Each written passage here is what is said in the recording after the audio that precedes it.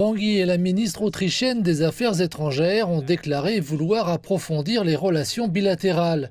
Ils ont tous deux appelé à un ordre mondial multilatéral fondé sur des règles. Enfin, l'année prochaine marque le 55e anniversaire des relations Autriche-Chine. Aujourd'hui, l'Ukraine est l'un des sujets abordés.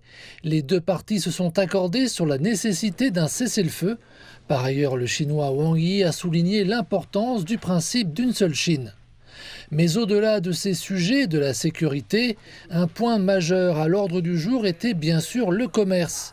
Les deux parties ont précisé que le commerce bilatéral avait beaucoup augmenté ces dernières années, notamment depuis la signature par les deux pays en 2018 d'un partenariat stratégique.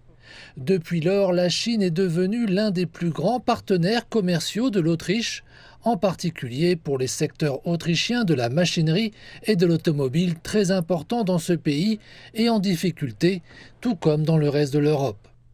Ces entreprises en Autriche qui produisent par exemple des pièces automobiles pour les constructeurs allemands, elles ont été contraintes de licencier plusieurs centaines voire plusieurs milliers de personnes ces derniers mois ou depuis 1 à 2 ans, en raison de la baisse des commandes.